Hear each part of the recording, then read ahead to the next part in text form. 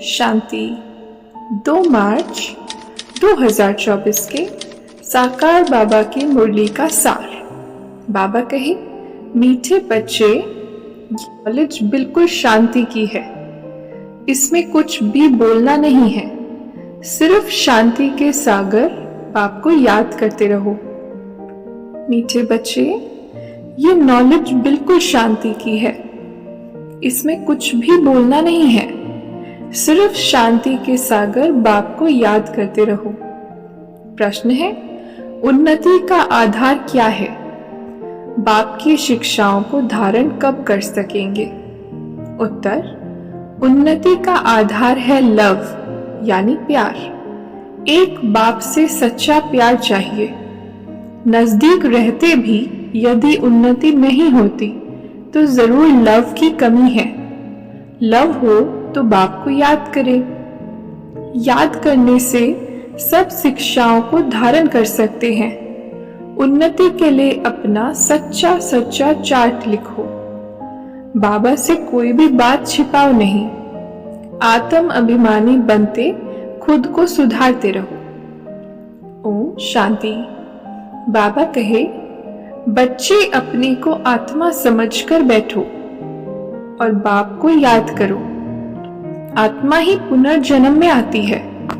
अपने को आत्मा समझ परम पिता परमात्मा को याद करो। बाप को याद करने से ही तुम्हारे विकर्म विनाश होंगे। इसको योग अग्नि कहा जाता है। निराकार बाप निराकारी बच्चों को कहते हैं, मुझे याद करने से तुम्हारे पाप कट जाएंगे और तुम पावन बन जाएंगे। फिर तुम मुक्ति, जीवन मुक्ति को पाएंगे। ये फरमान बाप ने ही दिया है। ये है याद की यात्रा।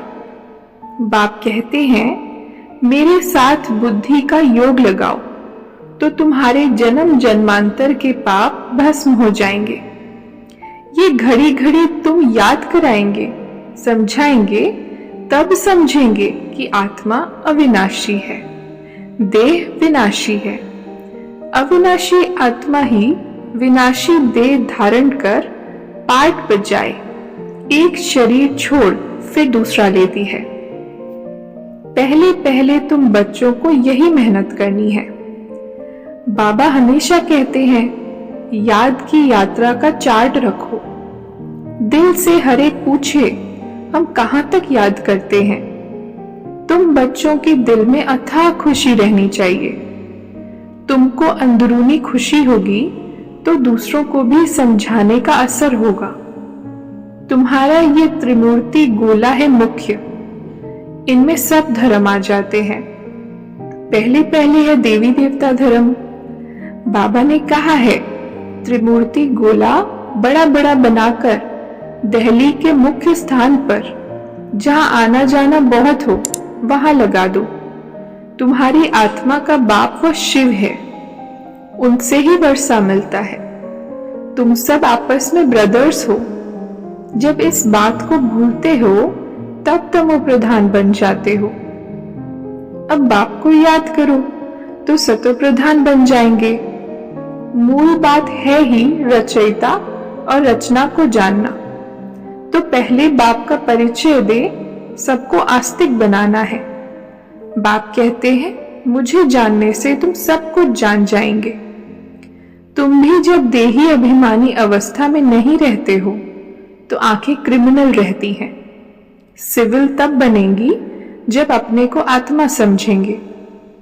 देही अभिमानी होंगे तो फिर तुमको आंखें धोखा नहीं देंगी। देही अभिमानी नहीं तो माया धोखा देती रहेगी। इसलिए पहले तो आत्म अभिमानी बनना है। बाबा कहते हैं, अपना चार्ट दिखाओ तो मालूम पड़े।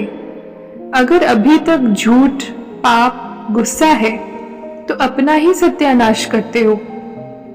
बाबा चार्ट देखकर समझ जाते हैं कि यह सत्य लिखा है या अर्थ भी नहीं समझा है। सब बच्चों को बाबा कहते हैं, चार्ट लिखो। जो बच्चे योग में नहीं रहते वो इतनी सर्विस भी नहीं कर सकते। जौहर नहीं भरता है। भल बाबा कहते हैं, कोटों में कोई निकलेगा, परंतु जब तुम खुद ही योग में नहीं रहते तो दूसरों को फिर कैसे कहेंगे? तुम जानते हो भक्ति अथाह है, उसमें कितनी आवाज है। तुम्हारी नॉलेज तो बहुत शांति की है। बोलो, शांति का सागर तो बाप ही है।